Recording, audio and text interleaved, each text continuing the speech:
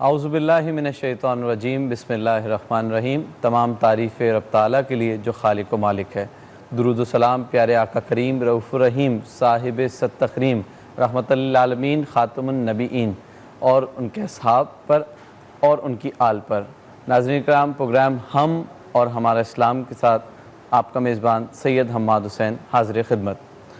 جیسے کہ آپ کے علم میں ہے کہ رمضان المبارک کی آمد کے ساتھ ہی مختلف مسائل پہ گفتگو ہونا شروع ہو جاتی ہے۔ لوگوں کی کوشش ہوتی ہے کہ وہ جائیں اہل علم کے پاس اور ان کے اپنے مسائل ان کے سامنے پیش کریں، چھوٹے چھوٹے مسائل کا حل تلاش کرنا چاہتے ہیں۔ اور بعض اوقات ایسا بھی ہوتا ہے کہ جن کو وہ چھوٹا مسئلہ سمجھ رہے ہوتے ہیں، وہ ان کے روزے کو ضائع کرنے یا ان کی عبادات کو مکمل ہونے میں ایک بہت بڑا رکاوٹ کہہ سکتے ہیں، بہت بڑی رکاوٹ یا پھر ایک مسئلہ بن جاتا ہے۔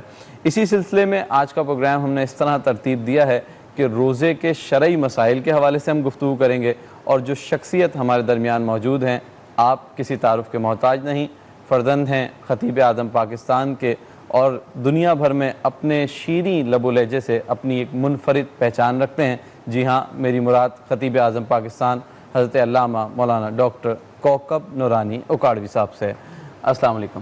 وعلیکم السلام، اور آپ کے ذریعے ناظرین و سامعین کو بھی السلام علیکم ورحمۃ اللہ وبرکاتہ۔ علامہ صاحب، کل کے پروگرام میں ہم نے استقبال رمضان المبارک کے حوالے سے گفتگو کی تھی، اور جیسے کہ آپ کے علم میں ہے، بلکہ یہ تو آپ کا ایک روٹین کا حصہ رہتا ہوگا کہ لوگ اپنے مسائل کا حل تلاش کرنے رمضان المبارک میں خاص طور پہ علماء کے پاس آتے ہیں۔ آج ہم نے پروگرام کا فارمیٹ اس طرح ترتیب دیا ہے کہ آپ سے چھوٹے چھوٹے مسائل کو اجاگر کریں تاکہ وہ آپ ان کے اوپر روشنی ڈالیں اور ان کا مسئلہ جو ہے حل ہو جائے، جو کہ عام طور پہ ایک عام مسلمان کے ذہن میں اٹھتے ہیں۔ اسٹارٹ ہم اس طرح لیتے ہیں کہ روزے کی اقسام پہ پہلے آپ گفتگو کر لیں تاکہ ہمیں ایک واضح ہو کہ روزہ کیا ہے، اور پھر ہم اس پہ بات کریں گے کن چیزوں سے روزہ ٹوٹ جاتا ہے اور کن چیزوں سے روزہ نہیں ٹوٹتا۔ بسم اللہ والحمد للہ والصلاة والسلام علی رسول اللہ۔ آپ نے کہا روزے کی اقسام، تو روزے کی 5 قسمیں ہیں۔ ٹھیک ہے۔ پہلی فرض، جیسے رمضان کے روزے، یہ فرض ہیں۔ اس سے پہلے ایام 20، 13، 14، 15 کے یا عاشورہ کا روزہ تھا، پھر رمضان کے آ گئے، تو اب رمضان کے روزے فرض ہیں۔ واجب، میں نے منت مان لی کہ میرا جائز کام ہو جائے گا، میں روزہ رکھوں گا، تو اب یہ میں نے اپنے اوپر واجب کر لیا، تھا نہیں لیکن منت مان لی، تو اب یہ واجب ہو گیا، اس کو کرنا ضروری۔ تیسرا ہوتا ہے نفل روزہ، ہم 12 ربیع الاول کا روزہ رکھ لیں، ہم عاشورے کا روزہ رکھیں، اس کے ساتھ ایک اور ملا لیں 9 کا یا 11 کا، اسی طرح 15 شعبان کا، 27 رجب کا، یا جب بھی چاہا، وہ نفل روزہ۔ 3 قسمیں ہو گئیں۔ چوتھی ہے مکروہ تنزیہی، جب نہیں رکھنا چاہیے لیکن کوئی رکھ لیتا ہے تو اس میں یہ نہیں ہے، لیکن ایک ہے مکروہ تحریمی جو منع ہے، مثلا عید کے دن، تو یہ 5 قسمیں مختصراً، اگر تفصیل میں جاؤں گا تو وقت لگے گا۔ ٹھیک۔ علامہ صاحب، جس طرح آپ نے اقسام پہ گفتگو کی، رمضان المبارک میں روزے ظاہر سی بات ہے مسلمانوں پہ فرض کیے گئے، اس سے پہلے امتوں پہ بھی روزے فرض تھے۔ اچھا، یہاں پہ ہمارے یہاں جو ایک مسئلہ آتا ہے کہ لوگوں کو اب تک یعنی ایک عمر گزار دی لیکن یہ معلوم نہیں ہو پاتا کہ وہ کون سی بیسک فنڈامنٹلز ہیں کہ جن سے روزہ ٹوٹ جاتا ہے، اور پھر ہم اس پہ گفتگو کرتے ہیں کہ جن سے نہیں ٹوٹتا، لوگ اسے سمجھتے ہیں کہ وہ ٹوٹ جاتا ہے اس سے بھی۔ پہلی بات، جن سے روزہ ٹوٹ جاتا ہے، روزے کو پہلے پہچان لیں کہ عبادت کی نیت سے کھانے پینے سے رک جانا، عبادت کی نیت سے کھانے پینے سے رک جانا اور میاں بیوی کا تعلق نہ ہونا، بالکل یہ اشارے میں بات کی ہے۔ رمضان کے ہر روزے کی نیت ضروری ہے۔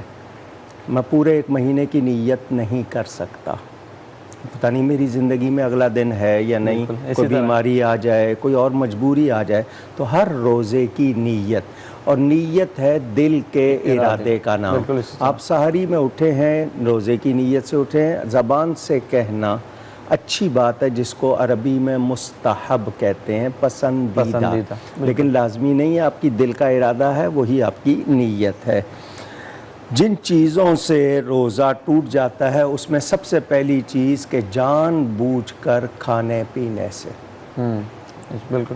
معلوم ہے روزہ ہے پھر بھی کھا رہا ہوں یا پی رہا ہوں، یا بیوی سے تعلق قائم کر لیا، یا وہ کام کر لیا جو گناہ کا ہے جان بوجھ کر کیا، اس کا میں واضح نہیں کر رہا، اس سے روزہ ٹوٹ جاتا ہے. کیونکہ میڈیا پر ہم کچھ الفاظ اشارے میں کہتے ہیں تو ان سے روزہ ٹوٹ جاتا ہے. حقہ، سگریٹ، اس سے روزہ ٹوٹ جائے گا. ٹھیک ہے. دھواں کھینچنے سے، ایک تو ہے کہ میں جا رہا ہوں غبار ہے یا دھواں ہے آ گیا لیکن میں نے کھینچ لیا تو روزہ ٹوٹ جائے گا. تو کسی بھی چیز کا ہو جی، لیکن اگر بتی بھی ہے اس کو کھینچوں گا تو پھر روزہ ٹوٹ جائے گا. ویسے لگ جاتا ہے تو روزہ نہیں ٹوٹتا. کان میں پانی ڈالنا یا تیل ڈالنا، اگر کان کا پردہ پھٹا ہوا ہے اور وہ کہیں چلا جائے اندر، یا ناک میں کوئی چیز لینا، یا انہیلر جو دمہ کے مریض لیتے ہیں، یا اسی طرح جو منافذ ہیں یعنی جو راستے ہیں ان سے کوئی چیز داخل کرنا، ٹھیک ہے، ان سے روزہ ٹوٹ جائے گا. یہ مختصراً اس کا جواب ہے. اب اس میں کچھ لوگ جو ہیں وہ بعض چیزوں میں مثلاً وضو کرتے ہوئے مجھے کلی، جس کو گاگر بھی کہتے ہیں، یا ناک میں پانی کھینچنا احتیاط کرنی ہے. لوگ اس کے پوری غرارے کرنا شروع کر دیں، لیکن اس میں اگر پانی حلق سے اتر گیا یا ناک سے اوپر چڑھ گیا تو روزہ ٹوٹ جائے گا. ٹھیک ہے. تو یہ احتیاط، اس کو ہم کہتے ہیں مبالغہ نہ کرنا، یعنی ایگزیجریشن، کہ اتنا نہ کریں، احتیاط سے کریں. کہ لوگ فلمیں دیکھنے سے یا چھوٹے چھوٹے، آپ نے دیکھا ہوگا ٹاؤنٹ کرتے ہیں ایک دوسرے کو، یار یہ دیکھ لو اس سے روزہ ٹوٹ جاتا ہے. تو ایسی کوئی صورتحال، کیونکہ روزہ پرہیزگاری کا نام ہے تو اس میں ہر یہ چھوٹی چھوٹی چیزیں بھی آئیں گی. روزے پر کسی چیز سے قوت حاصل کرنا، مثلاً انجیکشن لگانا طاقت کا، جائز نہیں ہے. ٹھیک ہے. لائف سیونگ کوئی انجیکشن ہے اور مجبوری ہے تو علماء بعض اجازت دیتے ہیں، بعض اس کی بھی نہیں دیتے. یہ اختلافی مسئلہ ہے. اسی طرح کچھ لوگ روزے کو ٹھنڈا کرنا بولتے ہیں محاورے میں. نہیں، وہ یہ ہے کہ فلم دیکھ لی تاکہ یہ کہ روزے سے دھیان ہٹ جائے، بھوک سے دھیان ہٹ جائے، تو آپ اپنے ثواب کو ختم کر دیں گے. کیونکہ روزہ عبادت کی نیت سے ہے، تو اب اس میں آپ نے ایسا کام کیا جو عبادت سے ٹکرا رہا ہے یا عبادت نہیں ہے، تو اس سے آپ کو ثواب چلا جائے گا. اسی طرح جھوٹ بولنا، غیبت کرنا، کیونکہ واضح حدیث ہے جس نے روزے کا حق نہیں پہچانا، روزہ ڈھال تھا، اس نے اس میں سوراخ کر دیا، کیا مطلب گالی دے دی، جھوٹ بول دیا، تو وہ بھوکا پیاسا رہتا ہے، ثواب سے محروم ہو جاتا ہے. اللہ اکبر. تو روزے کو روزہ سمجھ کر رکھا جائے، اور فرمایا میری امت کو پتہ چل جائے کہ رمضان کیا ہے تو امت تمنا کرے سارا سال رمضان رہے. تو اس سے اندازہ کیا جائے تو ہم ایسی چھوٹی چھوٹی کوتاہیاں کر کے روزے کو ضائع نہ کریں. بالکل. ہم صاحب ٹاپک کو یہیں سے کنٹینیو کریں گے. ناظرین کرام، چلتے ہیں ایک بریک کی جانب. بریک کے بعد دوبارہ حاضر ہوں گے. السلام علیکم ورحمۃ اللہ. بریک کے بعد دوبارہ حاضر خدمت ہیں. ناظرین کرام، پروگرام ہم اور ہمارا اسلام میں آج ہم گفتگو کر رہے ہیں شرعی مسائل اور روزہ. علامہ صاحب، ہم نے ابھی گفتگو کی تھی کہ روزہ کن کن چیزوں سے ٹوٹ جاتا ہے. اچھا، اب ہم نے اگر کسی شخص سے، جیسے اذان کا آپ نے فرمایا یا دیگر معاملات ہو گئے، تو لازم بات ہے اگر کوئی چیز گناہ ہوا یا کوئی معاملہ ہوا تو اس کا کفارہ بھی ہوگا. تو دو تین کوئی چیزیں ہمیں بتا دیجئے کہ کفارہ کب ادا ہوگا، کفارہ کیا ہوگا، اور اگر وہ کفارہ ادا نہیں کرتا تو اس پہ کیا معاملہ ہوگا. سوال کیے چونکہ کئی پہلو ہیں. پہلی بات تو یہ کہ بعض حالتوں میں قضا ہوتی ہے. ٹھیک ہے. قضا کا مطلب یہ کہ رمضان گزر جانے کے بعد اگلا رمضان آنے سے پہلے ایک روزہ اگر ٹوٹا ہے یا دو ٹوٹے ہیں تو ان کی قضا کر لے. ٹھیک ہے. بعض صورتوں میں کفارہ ہوتا ہے. کفارہ کا مطلب گناہ کو مٹانا. تو اس کے لیے یا تو 60 مسکینوں کو 2 وقت کا کھانا، یا غلام آزاد کرنا، یا پے در پے 60 روزے رکھنا کہ 59 کے بعد 60واں نہیں رکھا تو وہ 59 ضائع ہو جائیں گے. یعنی اس میں کنٹینیوٹی ہونی چاہیے. تو یہ کفارہ ہے. جن چیزوں سے روزہ نہیں ٹوٹتا ان میں یہ ہے کہ بھول ہو گئی، بھول چوک سے پانی پی لیا، پانی پی لیا، کچھ کھا لیا، لیکن یاد آ گیا تو اب گھونٹ نیچے نہیں اتارے گا، اب وہ جو منہ میں گھونٹ ہے وہ واپس کرنا ہوگا. اگر اس کو نگل گیا تو پھر روزہ ٹوٹ جائے گا. اس صورت میں وہ قضا ہوگی، کفارہ نہیں ہوگا. لیکن جان بوجھ کے پیا ہے تو پھر کفارہ ہوگا. اچھا، یہ آپ نے ایک پہلو اجاگر کیا کہ اس نے پانی پی لیا ہے تو ابھی بھی نہیں، وہ منہ میں تھا لیکن بھول سے اس نے پیا ہوا تھا، اب وہ اتر گیا، وہ نکال نہیں سکا، تو اس میں اس کا ارادہ شامل نہیں تھا وہ، لیکن روک نہیں سکا. ٹھیک ہے، اس وجہ سے. ورنہ یہ کہ اتارے گا تو پھر وہ اگر ارادے سے اتارے گا تو پھر کفارہ بھی دے گا. اس حوالے سے اسی طرح اس نے بیوی سے قربت کر لی، یاد نہیں تھا تو اور بات ہے، یاد آئے گا تو اس کے لیے کفارہ لازم ہوگا. لیکن بھول چوک میں بھول چوک ہی ہوتی ہے. اب آپ کے سامنے کوئی بیٹھا ہوا ہے، وہ بوڑھا ہے، کمزور ہے، اور اس نے روزہ رکھا ہوا، اس کو یاد نہیں رہا، تو آپ اس کو یاد نہ دلائیں. علماء نے کہا کیونکہ اس کی عمر زیادہ، اللہ پلا رہا ہے، لیکن جوان کو ضرور یاد دلایا جائے.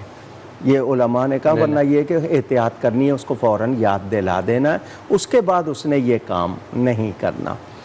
ٹوتھ پیسٹ ہے، منجن ہے، یا بغیر اس کے آپ کے دانتوں سے خون آ گیا، جیسے آج کل برش سے ہو جاتا ہے، ویسے بھی آ جاتا ہے کچھ لوگوں کو، اگر وہ تھوک پر غالب آ گیا، اس کا ذائقہ بن گیا اور آپ نے وہ تھوک نگل لی، روزہ ٹوٹ جائے گا.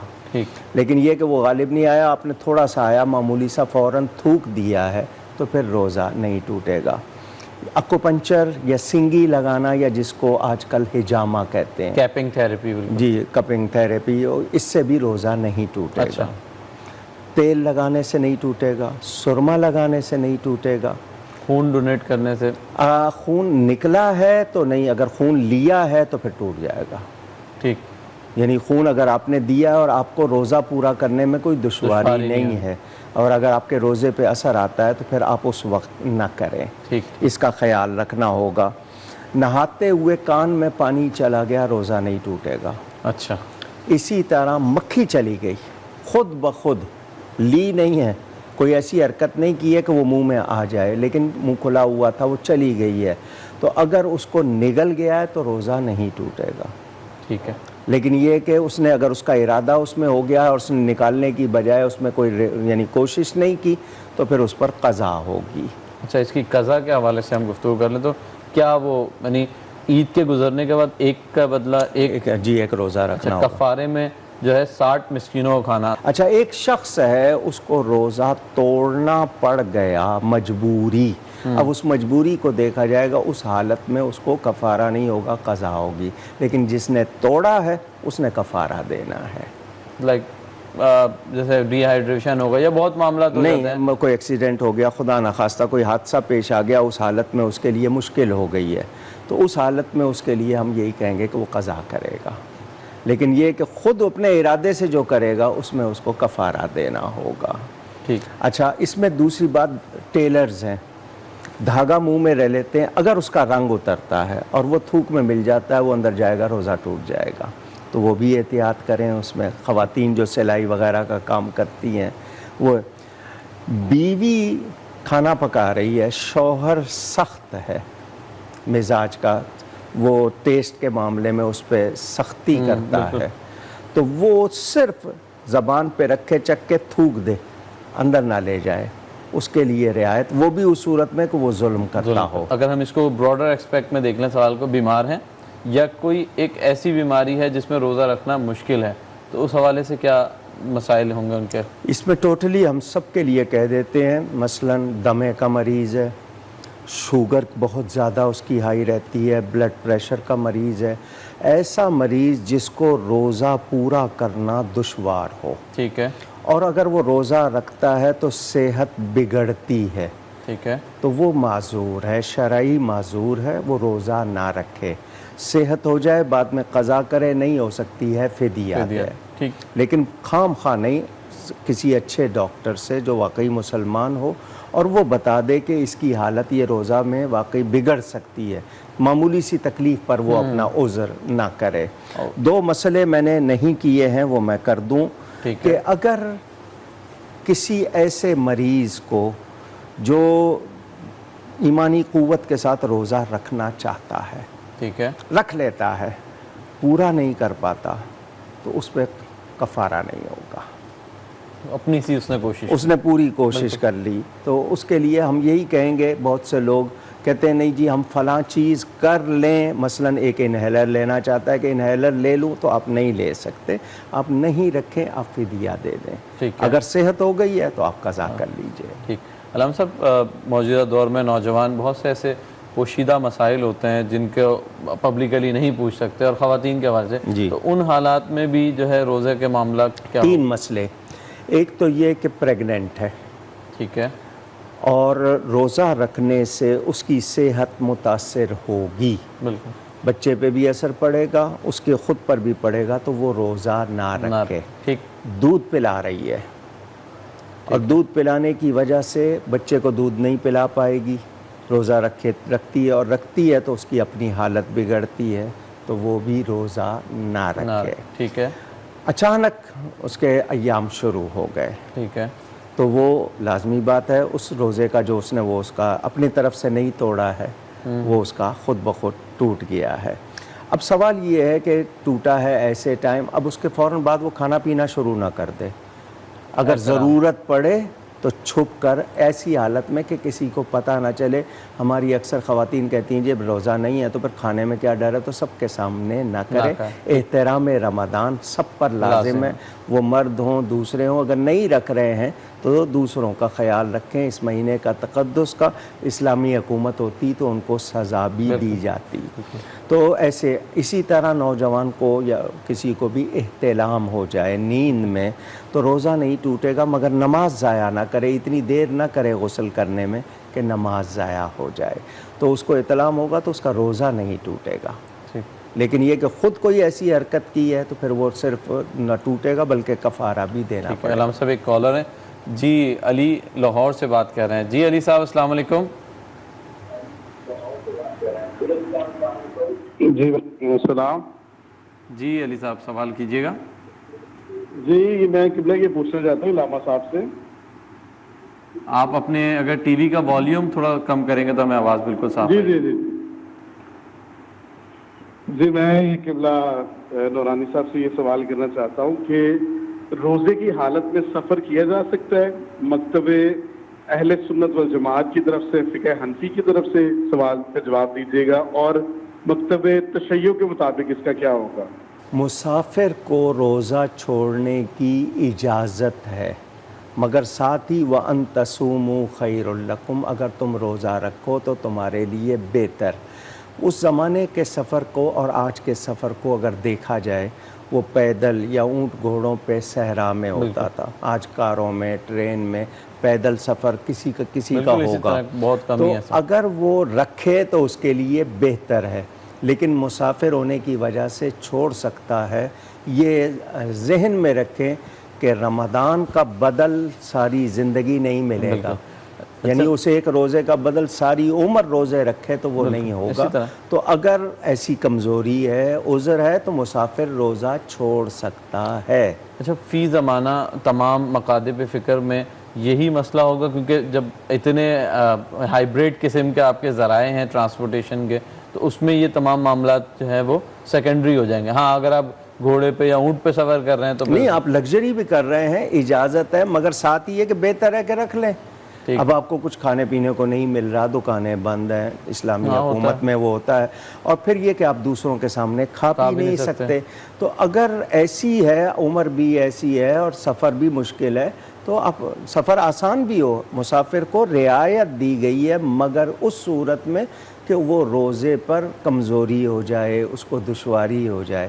لیکن آسانی ہے تو اللہ تعالیٰ تو آسانی ہی چاہتا ہے. جی جی بالکل اسی طرح. علامہ صاحب یہ جو سوالات آتے ہیں چھوٹے چھوٹے, اور بھی آج کل آپ نے دیکھا ہوگا شوگر کے مریض ہیں, وہ جو ہے انسولین لگاتے ہیں, تو وہ 2 صورتیں ہوتی ہیں. ایک مریض, ناظرین کرام چلتے ہیں ایک بریک کی جانب, بریک کے بعد دوبارہ حاضر ہوں گے. السلام علیکم. ناظرین کرام بریک کے بعد دوبارہ حاضر خدمت ہیں, اور گفتگو ہو رہی ہے روزے کے شرعی مسائل کے حوالے سے, اور میرے ساتھ موجود ہیں علامہ ڈاکٹر کوکب نورانی اکاڑوی صاحب.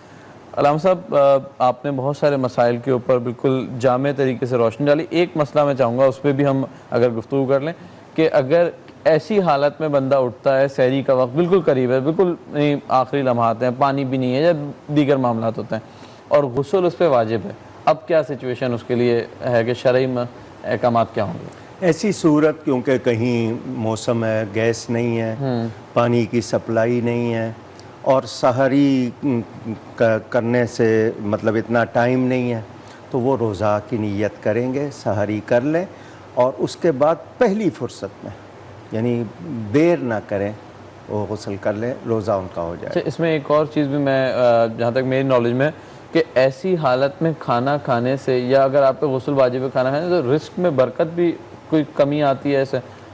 وہ اور بات ہے کہ جی وہ ٹال رہا ہے وقت کو، یعنی غسل کو دیر ناپاکی کے عالم میں کھانا کھانا وہ بہتر نہیں ہوتا، لیکن یہ کہ اگر ضروری ہے اس کو، اس کے پاس ٹائم کم ہے، وہ اور بات ہے۔ یعنی یہ جب حالت بدلتی ہے تو حکم بدلتا ہے۔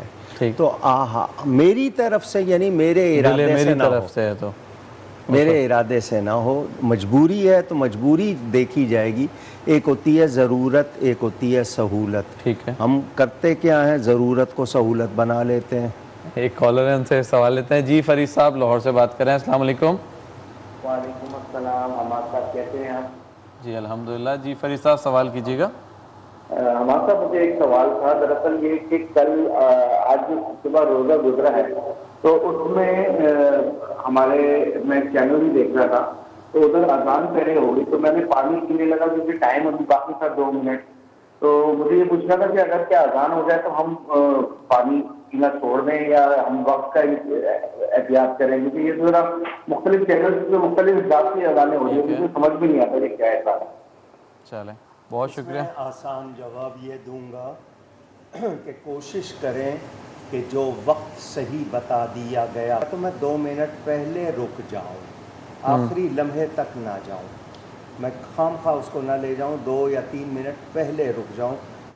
وقت تھا اور وہ صحیح معلوم تھا، اور اس میں اذان 1 منٹ پہلے شروع ہو گئی جبکہ وقت تھا، تو اس میں آپ کے لیے رعایت ہوگی۔ وقت ختم ہو چکا تھا پھر رعایت نہیں ہوگی۔ بہترین احتیاط یہ کہ 3-4 منٹ پہلے رک۔ اچھا علامہ صاحب، ایک اور بھی معاملہ ہوتا ہے، جیسے بہت جگہ پہ ایسا ہوا کہ یا تو مؤذن نے 5 منٹ پہلے اذان دے دی، یعنی افطار کرنے سے پہلے، یا ہم نے سچویشن ایسی دیکھی کہ ہم نے کسی اور ٹی وی چینلز کے تھرو زیادہ تر معاملہ ہونے لگا، تو ہم نے لاہور کی اذان پہ افطار کر لی اور ہم کراچی میں بیٹھے تھے۔ اس کو وقت میں دھوکہ ہونا کہیں گے کہ دھیان نہیں دیا تو اس پہ کفارہ نہیں ہوگا، قضا ہوگی اگر اس نے دھیان نہیں دیا، اور دھیان دیا ہے تو پھر نہیں۔ اچھا، اب ڈیورنگ اذان اس نے ٹی وی پہ پڑھ لیا کہ بھائی یہ تو لاہور کی اذان ہو رہی ہے اور میں کراچی میں بیٹھا ہوں، اور روزہ کھول لیا، نہیں، وہ غلط کرے گا، وہ جان بوجھ کے کرے گا، تو اسے معلوم ہی نہیں چلا، اب بعد میں پتا چلا ہے تو لاہور کی ہو رہی تھی، تو وہ اسے کہتے ہیں نا دھوکہ ہو گیا نا اسے۔ اسی طرح ہمیں افطار میں کہا گیا دیر نہیں کرنی۔ دیر کرنے سے مراد کیا کہ وقت ہونے کے بعد دیر نہیں کرنی۔ اچھا، یہ نہیں ہے کہ جی میں اب 2 منٹ پہلے کھول لوں، وقت ہونے کے بعد میں دیر نہیں کروں گا، لیکن وقت ہو جائے۔ اگر 5 منٹ پہلے کھول لیا ہے میں نے اور مجھے دھوکہ ہوا ہے یا کوئی اس میں وقت کے بارے میں مغالطہ ہوا ہے، تو اس پہ کفارہ نہیں ہوگا، قضا ہوگی، لیکن اس میں اس کا اپنا دھیان شامل ہے کہ اس نے اپنے آپ کو دیکھے کہ خود تو غلطی نہیں کی ہے، ٹھیک، اور اگر جان بوجھ کے غلطی کر رہا ہے تو پھر تو کفارہ ہوگا۔ اچھا، اس میں ایک اور سچویشن آتی ہے، ہم کراچی میں رہتے ہیں تو شارع فیصل کا یا دیگر سڑکوں کا معاملہ آپ کے سامنے ہے، روزہ اب اذان ہونا شروع ہو گئی ہے، اب ہم سڑک پہ موجود ہیں، تو کتنی دیر ہم ڈیلے کر سکتے ہیں کہ ہم روزہ افطار کریں؟ آپ کو صحیح وقت دیکھیں، ہمارے بہت سے ادارے کے لیے بھی نہیں ہے، سبھی بہت سے ادارے ہیں جو ہمیں بالکل صحیح، اب کہیں 20 سیکنڈ کا 10 سیکنڈ کا فرق تو میں مان سکتا ہوں چینلز میں، لیکن یہ کہ منٹوں کا فرق جو ہے وہ نہیں شمار ہوگا، سیکنڈوں کی بات اور ہے، 10-20 سیکنڈ کا فرق ہو گیا۔ اب آپ کہتے ہیں کوئی چیز نہیں ہے، اگر ہم سفر میں ہیں یا کہیں کھڑے موجود نہیں ہیں، کوئی چیز اگر معمولی سی بھی کوئی چیز ہے روزہ توڑنے والی تو وہ آپ لے سکتے ہیں، لیکن یہ کہ آپ نے ایسی پانی بھی نہیں ہے، کھجور بھی نہیں ہے، روک کے لے بھی نہیں سکتے، کہیں سے مل بھی نہیں سکتا، تو اس میں آپ معذور ہیں، آپ پہنچ کے کریں گے، لیکن یہ کہ آپ کوشش کریں، عادت نہیں بنائیں گے اپنے۔ بالکل علامہ صاحب، رمضان المبارک کے حوالے سے ہم نے گفتگو کر رہے ہیں، تو ان ایام میں بہت سے علماء، بہت سے شخصیات کی ولادت، وصال، اور مختلف ہماری یہ کوشش ہوتی ہے کہ ہم پروگرام کے آخر میں 2-3 منٹ ان پہ گفتگو کریں۔ بچپن سے یعنی کراچی سے لے کے اور دنیا بھر میں جہاں جہاں بھی محافل ہوتی ہیں وہاں ایک اپنے بالکل انوکھے میٹھے لب و لہجے کے باعث شہرت پائی، پھر کراچی سے نکل کے دنیا بھر میں اور خطابات کیے. تو میں ذکر کر رہا ہوں خطیب اعظم پاکستان علامہ ڈاکٹر محمد شفیع اکاڑوی صاحب کی بات کر رہا ہوں. آپ کے والد محترم ہیں، ان کا 2 تاریخ کو یوم ولادت بھی ہوتا ہے. ان کے حوالے سے کوئی گفتگو اور کوئی واقعہ ایسا سبق آمیز جو کہ ہماری آج کی نوجوان نسل کے لیے؟ جی 1348 ہجری 2 رمضان کو عصر کی اذان کے بعد والد صاحب قبلہ کی کھیم کرن میں ولادت ہوئی تھی. ان کی ولادت سے پہلے شیر ربانی حضرت میاں شیر محمد صاحب شرق پوری رحمۃ اللہ علیہ، جو سلسلہ نقشبندیہ کے بہت بڑے بزرگ، انہوں نے دادا جان کو یہ کہا تھا کہ نور کی نہریں چلیں گی. دادا جان اس وقت نہیں سمجھے، بعد میں تعبیر بتائی گئی اس جملے کی کہ اللہ ایسی اولاد دے گا جس سے دین عشق مصطفیٰ پھیلے گا. ماشاءاللہ. والد صاحب قبلہ رحمۃ اللہ علیہ کو اللہ تعالیٰ نے یہ سعادت بخشی کہ انہوں نے دین کی خدمت کی اور دنیا بھر میں آج تک انہیں محبت سے یاد کیا جاتا ہے. وہ عاشق رسول بھی تھے، محب صحابہ بھی تھے، محب اہل بیت بھی تھے، حق گوئی. اس دین کی خاطر انہوں نے بہت تکلیفیں اٹھائیں، ان پر خنجر کے وار ہوئے، انہیں پتھر مارے گئے، تکلیف اٹھائی انہوں نے، لیکن یہ کہ ثابت قدم رہے اور حضور صلی اللہ علیہ وسلم کی بارگاہ میں مقبولیت ملی. حضور کی بارگاہ سے خصوصی انعام ملا، حضور نے اپنے خاص غلاموں میں انہیں شامل کیا جس کی بشارت ملی. اور سب سے بڑی بات یہ کہ وہ واحد شخصیت میری معلومات میں کہ ان کے کان میں اذان سے پہلے درود شریف پڑھا گیا تھا. ہم نے جو ان کی آخری آواز سنی وہ بھی درود شریف تھی. تو یعنی درود و سلام سے آغاز اور اسی پہ انجام، یہ بھی انہیں شرف حاصل ہوا. تو اللہ تعالیٰ ان کے درجات بلند فرمائے. آپ نے ان کا ذکر کیا، بہت شکریہ. ناظرین کرام، بہت سے معاملات ایسے ہوتے ہیں کہ جس میں ہم لوگوں کو ایک عادت پڑ چکی ہے کہ ہم سوال نہیں کرتے، اور جب تک ہم پوچھیں گے نہیں تو ہمارے ذہنوں میں جو اٹھنے والے سوالات ہوتے ہیں وہ کلیئر نہیں ہوتے. علامہ صاحب، روزے کے حوالے سے، رمضان کے حوالے سے، شرعی مسائل کے حوالے سے آج قوم ریلکٹنٹ ہے کہ سوال نہیں کرتی، اور جو قومیں سوال نہیں کرتی وہ پھر پیچھے سے پیچھے ہٹ چلی جاتی ہیں اور شاید اپنے اصل سے ہٹ جاتی ہیں. تو آج آپ کیا نصیحت کریں گے کہ اگر مسائل ہوں تو ان کے لیے کیا کیا جائے؟ دیکھیں، زیادہ سوال کرنا بھی پسند نہیں کیا جاتا کیونکہ عمل نہیں کرتے. ٹھیک ہے. جان لیتے ہیں تو پھر اس کے بعد عمل کرنا ضروری ہو جاتا ہے. لوگ کہتے ہیں جی ہم جو لگے ہوئے ہیں لگے رہنے دو، رخصت اختیار کر رہے ہوتے ہیں. جی، تو اس میں یہ ہے کہ صحیح معلومات حاصل کرنا، خاص طور پر فرائض ہم پر جو لازم ہیں باتیں، ان کے بارے میں سستی کرنا، اس کا ہم کوئی قیامت میں عذر پیش نہیں کر سکیں گے. اور آج تو آپ کے پاس سہولت موجود ہے. پہلے آپ دشوار کہہ سکتے تھے، دور جانا ہے، جا کے پوچھنا ہے. آج کل آپ کی ٹیکنالوجی نے بہت آسان کر دیا ہے، لیکن غلط لوگوں سے نہیں پوچھنا، صحیح لوگوں سے پوچھنا ہے اور جلد صحیح معلومات کر کے پھر اس پر عمل کرنا ہے. پھر اس پہ ضد نہیں کرنی کہ نہیں جی میری دادی ایسا کرتی تھی میں تو وہی کروں گی. تو اس میں ہو سکتا ہے کہ ان کی سمجھ کے مطابق وہ بات انہوں نے پوری طرح نہ سمجھی ہو. تو کوشش کریں، جانیں اور عمل کریں. ٹھیک، بہت شکریہ علامہ صاحب، آپ نے ہمیں گفتگو میں مجھ سے کوئی بھی غلطی ہوئی ہو، اللہ تعالیٰ اور اس کے رسول صلی اللہ علیہ وسلم کی بارگاہ میں توبہ کرتا ہوں. بہت شکریہ. بہت شکریہ علامہ صاحب. ناظرین کرام، ان نشستوں میں ہماری یہی کوشش رہی کہ مختلف مسائل پہ گفتگو کریں، شرعی معاملہ رکھیں علامہ صاحب کے سامنے، اور آپ کے لیے ایسے سوالات لے کے آئیں جن سے آپ کی رہنمائی بھی ہو سکے اور تعلیم بھی ہو سکے. اپنے میزبان سید حماد حسین کو اجازت دیجیے. انشاءاللہ پھر کل ایک نئی نشست میں اللہ نے چاہا تو حاضر ہوں گے. السلام علیکم ورحمۃ اللہ.